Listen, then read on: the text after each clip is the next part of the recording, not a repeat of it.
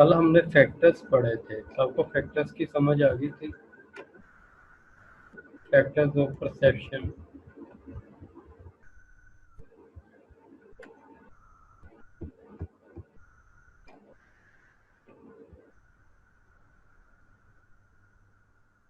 शाबाश बोले, समझ आई थी सबको?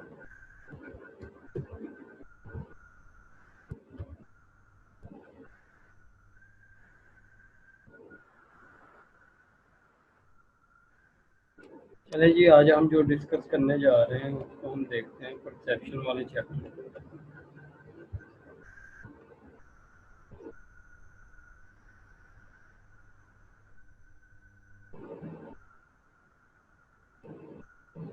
फैक्टर्स हमने पढ़ लिए थे और आज हमने पढ़ना है इसका types of perception. Perceptions refers to the experience you have when you organize sensation into a meaningful pattern. Perception हम उस अमल को कहते हैं जब कोई सेंसेशन से हम मालूमात हासिल करते हैं और उसको मीनिंगफुल बनाते हैं, तो वो हमारी जो है वो ऑर्गेनाइज करते हैं और उसको मीनिंगफुल बनाते हैं, तो वो हमारी परसेप्शन बनती है।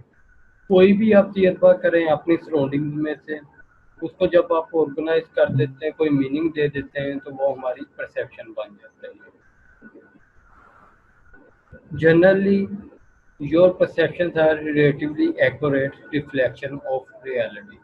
आमतौर पे आप जो देख रहे होते हैं वो हकीकत को प्रेजेंट कर रहा होता है, हकीकत की अक्कासी कर रहा होता है। होएवर इन सम केसेस, ताहम कुछ ऐसे हालात होते हैं जो परसेप्चुअल प्रोसेस में चेंज रियलिटी, जिसमें आपका जो परसेप्चुअल प्रोसेस है वो रियलिटी को तब्दील करके दिखाता है, रियलिटी से हट के दिखाता है, टू मैच योर एक्सपीरियंस, अपने एक्सपीरियंस की बुनियाद पे। Let us see how your perceptual process actually work. आए देखते हैं कि कैसे आपका देखने का अमल काम करता है, इधर टू रिफ्लेक्ट, चेंज और डिस्टॉर्ट रियलिटी। क्या वो हकीकत को हकीकत की अक्कासी करता है, या हकीकत को तब्दील करता है, या हकीकत को ख़राब करता है? आए हम उसका मतलब पढ़ते हैं। Form and pattern perception. Form perceptions refers to the recognition and identification of shape, word, pictures, faces and so forth। कह रहे हैं कि जो परसेप्शन की इकसाम होती है ना, ये बयान करती है रिकॉग्निशन को, पहचान को, आइडेंटिफिकेशन शनाख्त को, किसी भी शक्ल की, किसी भी अल्फाज भी की, किसी भी तस्वीर की या किसी भी चेहरे की। Babies recognise the facial characteristics. जो बच्चे होते हैं वो जो फेशियल करेक्टरिस्टिक्स होती हैं पेरेंट्स की, उनको दोबारा से पहचान लेते हैं।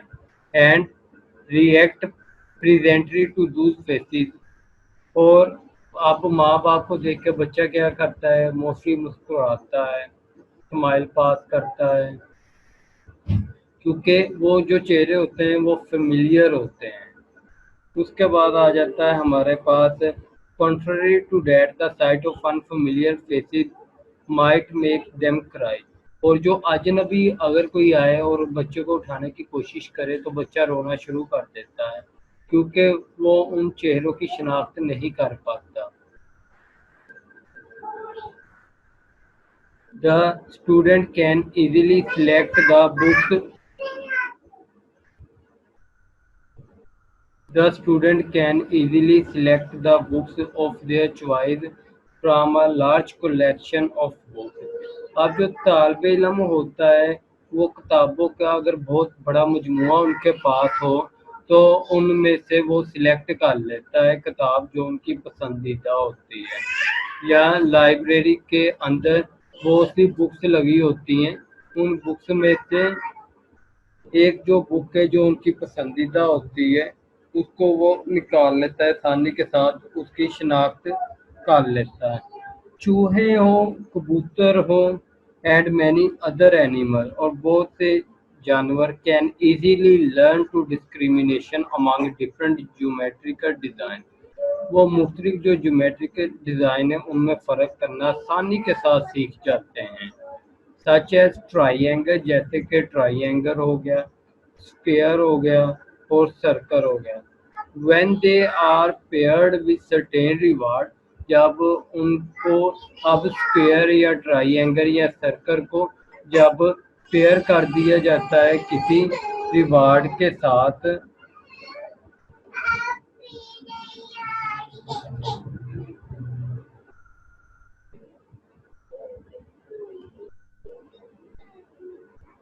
जब पेयर कर दिया जाता है उसको रिवार्ड के साथ, तो वो आसानी के साथ इनके दरमियान फ़र्क करना सीख जाते हैं। टीजर्स के दरमियान, सर्कल के दरमियान या स्क्वायर के दरमियान।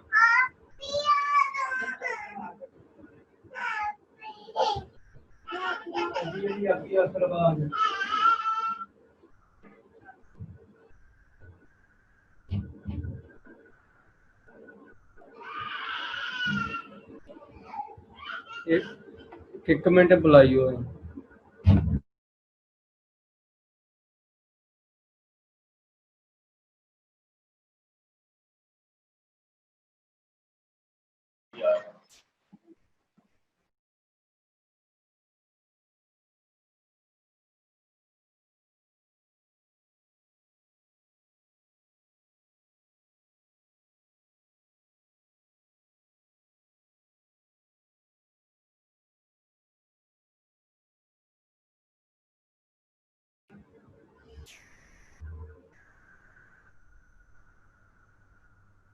Each of these examples illustrate the recognition of a set of stimuli that are arranged in such a way that they constitute a form or pattern।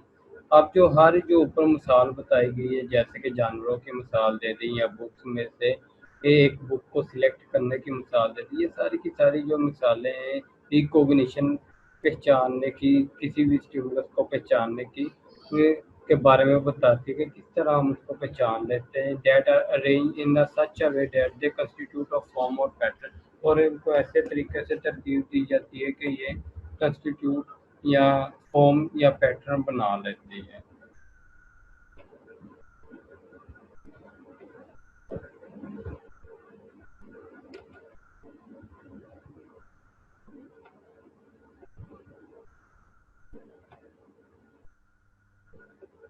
The neural equipment in the visual system that is required for perception of form seems to exist in human being at birth। अब वो कह रहा है कि जो visual system के कुछ आलात होते हैं जो कुदरती तौर पे पाए जाते हैं,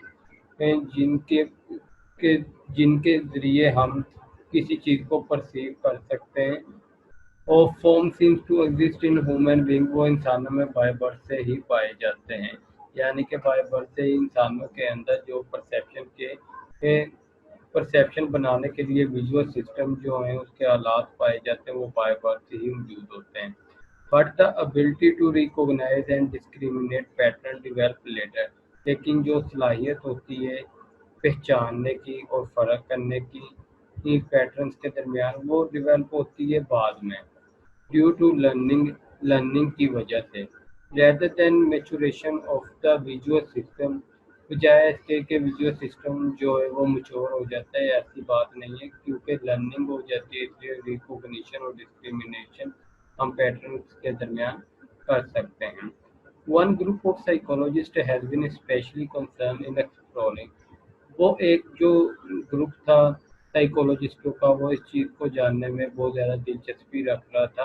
हाउ वी परसीव शेप, के हम शेप्स को कैसे देखते हैं या फॉर्म्स को कैसे देखते हैं अपने माहौल के अंदर से।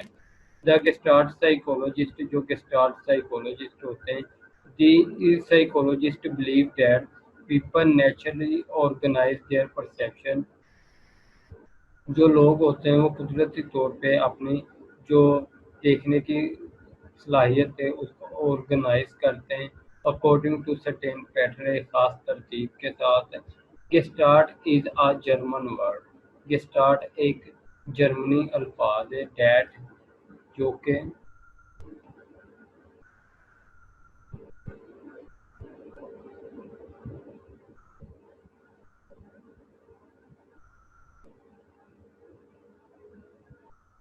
डेट मीन्स कॉन्फ़िगरेशन और फॉर्म, जिसका मतलब होता है फॉर्म या configuration. One of the main principle of gestalt psychology is that perception. जो बुनियादी एक असूल है गेस्टाल्ट साइकोलॉजी का परसेप्शन के लिए, वो है is that perception of the whole. वो प्रिंसिपल क्या है? अब गेस्टाल्ट साइकोलॉजी वालों का एक असूल था, ये कहते थे कि अगर आपने परसेप्शन करनी है तो चीज़ों को ऐसा होल परसीव करें रेदर देन इट्स पार्ट, बजाय कि आप इसको इसके टुकड़ों में देखें। फॉर इंस्टेंस, मिसाल के तौर पे when you watch a film, जब आप कोई मूवी देख रहे होते हो, you perceive whole that is very different. आप होल की सूरत में उसको देख रहे होते हो, ना कि उसके पार्ट्स की सूरत में। That is very different from the individual picture that are its part. ये बहुत ज़्यादा मुख्तलिफ होगी जो कि इसकी इनफरादी पिक्चर होगी। जैसे कि आपको पता है, जब फिल्म बनाई जाती है वो टुकड़ों में बनाई जाती है।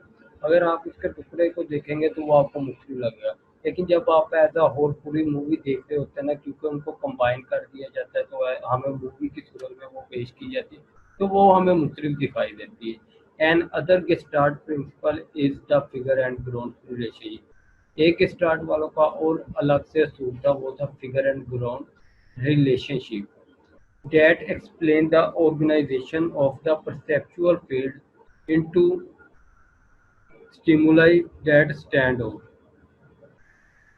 अब वो कह रहा है कि प्रिंसिपल जो फिगर एंड ग्राउंड रिलेशनशिप था, ये इस चीज़ को बयान करता है कि किस तरीके से हम परसेप्चुअल फील्ड में चीज़ों को ऑर्गेनाइज करते हैं जो कि हमारे इर्द गिर्द होती हैं। And those that are left over, और जो हमारे यानी कि हमारी पहुंच से बाहर होती हैं या हमारे इर्द गिर्द होती हैं, उनको कैसे करते हैं, या जिस जगह पे हम खड़े होते हैं उनको कैसे परसीव करते हैं।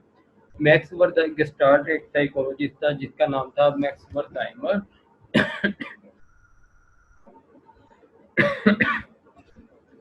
उसका नाम था मैक्स वर्थहाइमर। उसने बयान किया है कुछ परसेप्चुअल असूल कि हम चीज़ों को ग्रुप की सूरत में बयान करते हैं। How we organise stimulus in pattern, किस तरीके से हम स्टिमुलस को पैटर्न में तब्दील करते हैं। One of this principle is proximity. इसका जो एक असूल था वो था प्रोक्सिमिटी। और डैट इज जो कि है stimuli that are physically close to each other. वो स्टिमुलस जो एक दूसरे के करीब होते हैं tend to be perceive a forming as a forming a group. उनको ऐसे परसीव किया जाता है जैसे कि वो एक ग्रुप बना रहे हैं। एंड अदर प्रिंसिपल, जैसे आपको मैंने दिखाया था कि जी कर्व लाइंस है, दो दो कर्व लाइंस एक दूसरे के पास पास है, क्लोज है, हम उनको एक ग्रुप की सूरत में परसीव करेंगे। उसका बाद आ जाता है अनदर प्रिंसिपल इन्वॉल्व सिमिलैरिटी। एक अलग से जो एक और असूल जो है वो सिमिलैरिटी का है, which state that the more similar object are the more likely they are perceive as belonging together. वो कह रहे हैं कि जो सिमिलर ऑब्जेक्ट होते हैं उनके चांसेस ये होते हैं, ज़्यादा तौर पे उन्हें देखा जाता है कि वो इकट्ठे देखा जाता है और उन्हें परसीव किया जाता है कि वो एक ही ग्रुप से ताल्लुक रखते हैं, क्योंकि वो सिमिलर ऑब्जेक्ट है। जैसे कि क्रॉस हो गया या डॉट्स हो गया, पीछे भी हम पढ़ के आए हैं इसके मतलब कि हम क्रॉस को अलग से परसीव कर रहे हैं क्योंकि वो सिमिलर है, और डॉट्स को सर्कल्स को अलग से परसीव कर रहे हैं क्योंकि वो डिफरेंट है, उनको एक ग्रुप की सूरत में ले रहे हैं। According to the principle of closure, अगर हम क्लोजर प्रिंसिपल की बात करें, and incomplete pattern is often perceive as a complete whole. एक नामुकम्मल जो तरतीब होती है, शक्ल होती है, उसको हम खुद ऑटोमेटिकली हमारा जो दिमाग है वो फिल करके हमें एक मुकम्मल मालूमात फराहम करता है। जैसे कि ट्राई एंगल का अगर एक एंगल ना हो तो हम उसको, या दरमियान से वो कट हुआ हो, तो हम उसकी फिलिंग करके उसको ये कहते यही है कि ये एक ट्राई एंगल है। इसी तरह सर्कल अगर दरमियान से मिस भी हो तो हम उसको कहते हैं कि ये सर्कल है। In figure 7.2 you can observe some of the basic principle of Gestalt psychology। 7.2 figure के अंदर आप जो गेस्टार्ट के चंद असूल हैं आप उनको देख सकते हो।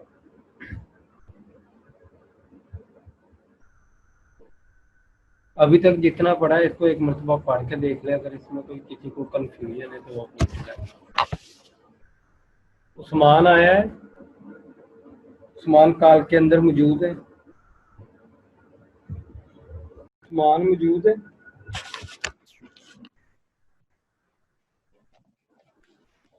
चले जी, हम जो पढ़ रहे थे।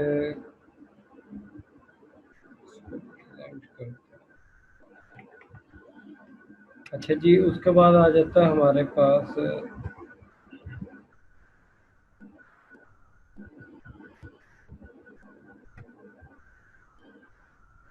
प्रॉक्सिमिटी के बारे में हमने पढ़ लिया है, और क्लोजर का भी हमने depth perception.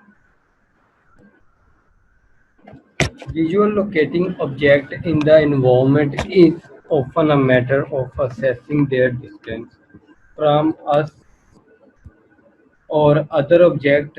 A process refers to as a depth perception. अब वो कह रहा है कि विजुअली जो मुख्तलिफ जगह पे मुख्तलिफ ऑब्जेक्ट पड़े होते हैं, हम उनको देखते हैं अपने माहौल के अंदर।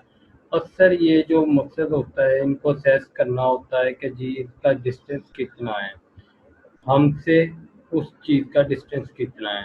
अ process refers to as the depth perception. इस अमल को हम कहते हैं कि डेप्थ परसेप्शन।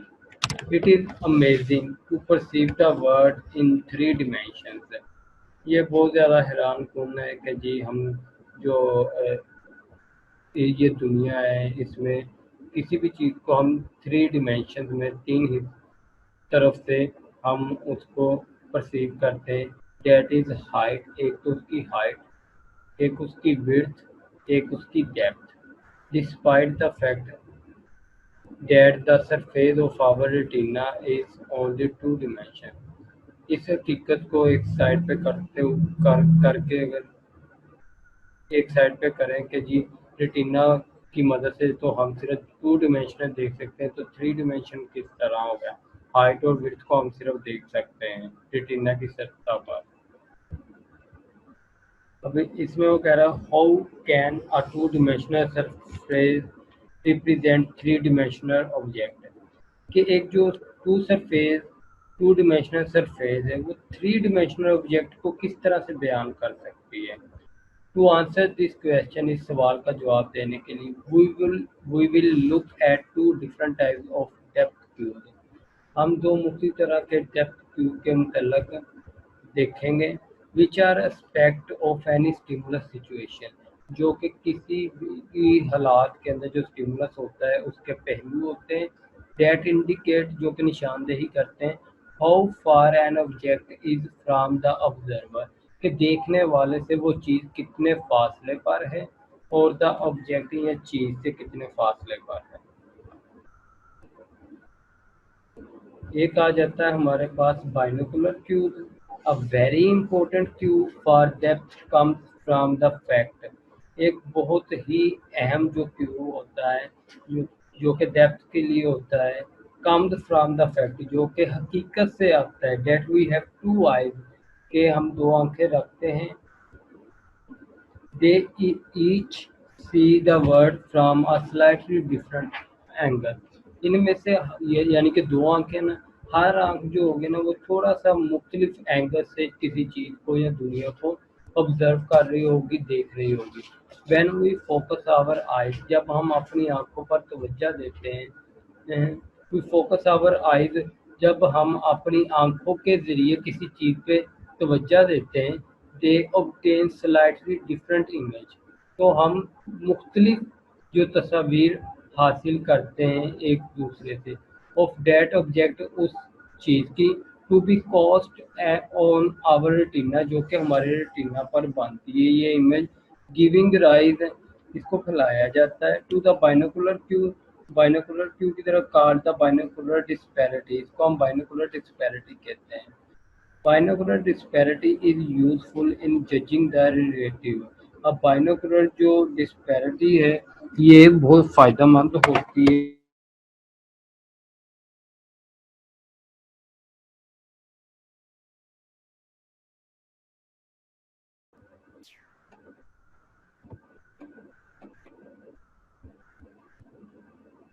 अच्छा जी, हम पढ़ रहे थे binocular disparity.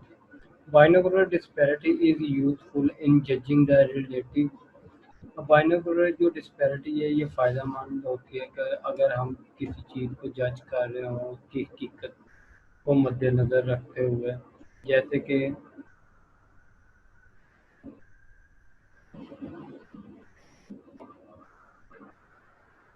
Depth of object up to about 20 feet away, जैसे कि हम किसी चीज़ की डेप्थ को हमने देखना है जो कि हमसे 20 कदम के फासले पर वो चीज़ पड़ी हुई है। We are often we are not usually aware of the binocular disparity. अक्सर हम जो है वो बाइनोकुलर डिस्पैरिटी से का इल्म हमें नहीं होता because the brain combine information from both eyes, क्योंकि जो हमारा ब्रेन है वो दोनों आंखों से ली गई मालूमात को इकट्ठा करता है इनटू अ सिंगल और उसको एक बनाता है coherent picture of the world.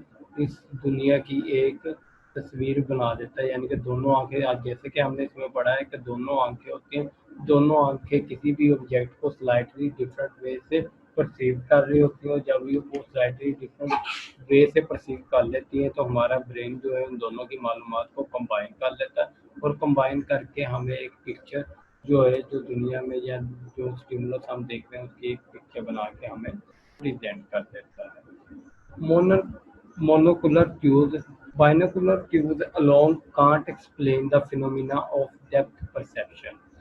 Binocular Q अकेला जो है वो डेप्थ परसेप्शन की सूरत हाल को बयान नहीं कर सकता। We can perceive depth depth even with one eye closed, हम एक आंख बंद करके भी डेप्थ को परसीव कर सकते हैं। There are people who are blind, यहाँ लोग होते हैं जो कि अंधे होते हैं एक आंख से बर्थ से ही, but they can't perceive depth easily, लेकिन वो डेप्थ को आसानी के साथ परसीव नहीं कर पाते। ओबियसली देयर आर बहुत there are other cues for depth perception, यकीनी तौर पे कोई दूसरे भी डेप्थ परसेप्शन के क्यूज होंगे that come from the image obtain with one eye alone, जो कि एक आंख बंद करके जो इमेज आती है उससे बनते हैं। These are the monocular depth cues, ये मोनोकुलर डेप्थ क्यूज होते हैं। Six monocular cues are interposition. अब जो छह मोनोकुलर क्यूज हैं इनमें फर्स्ट को हम कहते हैं इंटरपोजिशन, सेकंड को कहते हैं लीनियर पर्सपेक्टिव, थर्ड को कहते हैं एरियल पर्सपेक्टिव, फोर्थ को कहते हैं रिलेटिव साइज और फिफ्थ को कहते हैं टेक्सचर ग्रेडियंट और सिक्स को कहते हैं मोशन पैरेलल्स। अब हम इनके मतलब पढ़ते हैं।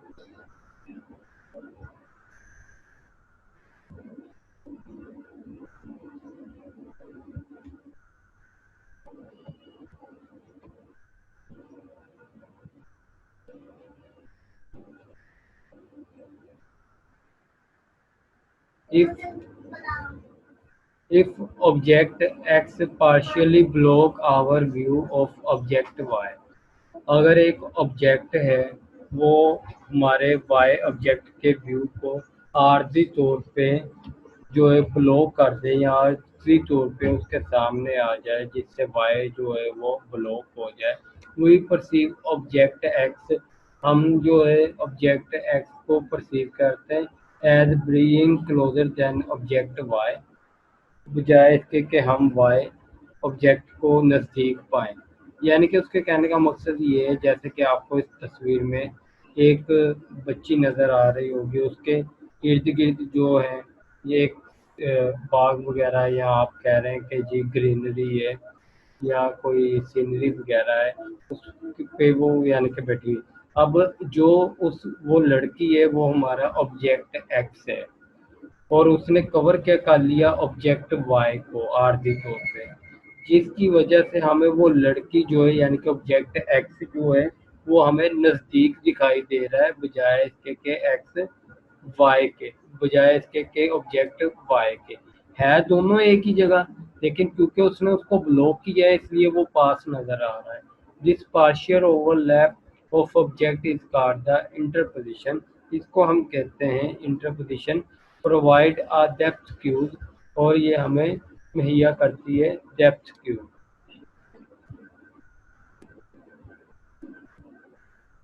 Linear perspective, if you look at two parallel lines, अगर आप दो पैरेलल लाइंस को अगर आप दो पैरेलल लाइंस को देखें, for example the side of a footpath, आप देख लेते हो कि जी एक ये मिसाल के तौर पे एक फुटपाथ है, उसके दो यानी कि पैरेलल लाइंस, आपको दो कॉर्नर नजर आ रहे हैं। You will notice that they appear to come together on a vanishing point, कि दूर कहीं जाके वो आपको मिलते हुए दिखाई देंगे।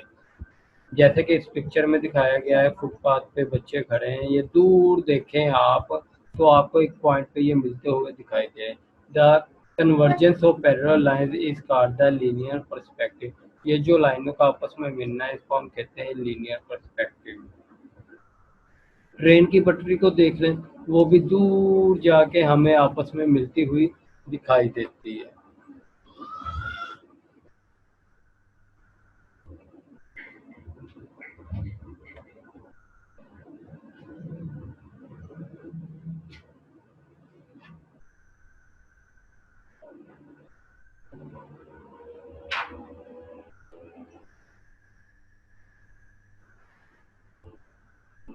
उसके बाद आ जाता है एरियर पर्सपेक्टिव। इसमें क्या है कि जी distance object appear hazy and less distinct than nearby object. अब वो कह रहा है कि जो दूर वाले फासले पे चीज़ें होती हैं वो हमें धुंधली दिखाई देती हैं, जो करीब होती हैं वो हमें धुंधली नहीं दिखाई देती, या जो कम फासले पे होती हैं वो हमें कम धुंधली दिखाई देती हैं, जो ज़्यादा फासले पे होती हैं वो ज़्यादा धुंधली दिखाई देती हैं। Relative size, the large the image cast upon the retina by an object।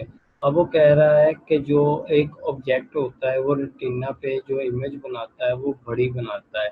The closer the object appear to be, जिसकी वजह से हमें वो चीज़ जो है वो पास दिखाई देती है, यानी कि जितनी बड़ी चीज़ होगी वो रेटिना पे उतना बड़ा इमेज बनाएगी, जिसकी वजह से वो हमें करीब दिखाई देगी। उसके बाद आ जाता है texture gradient.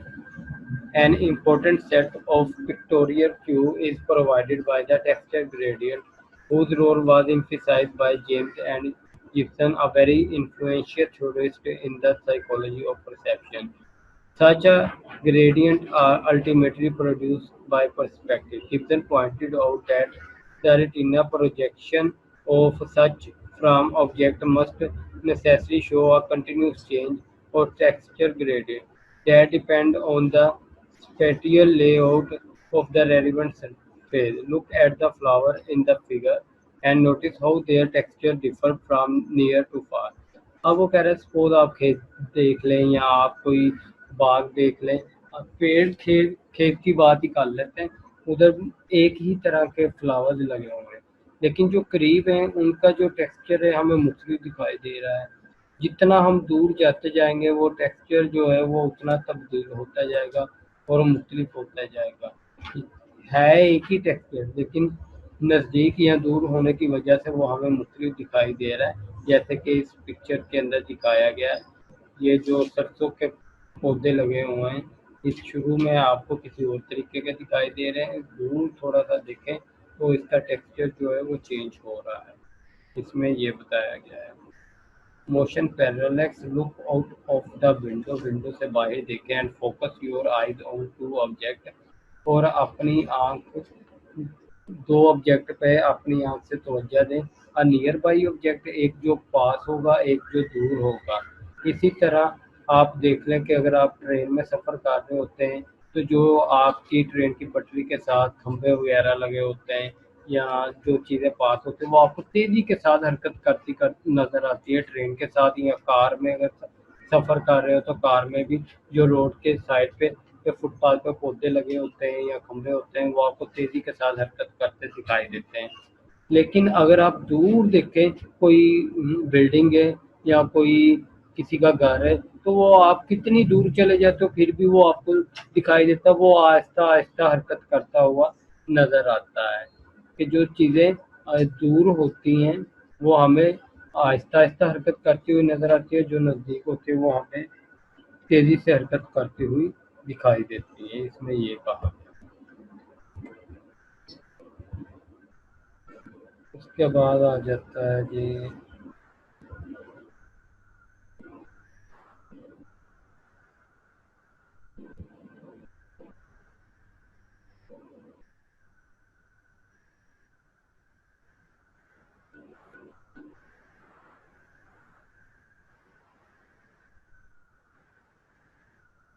Motion pattern x भी हो गया हमारा।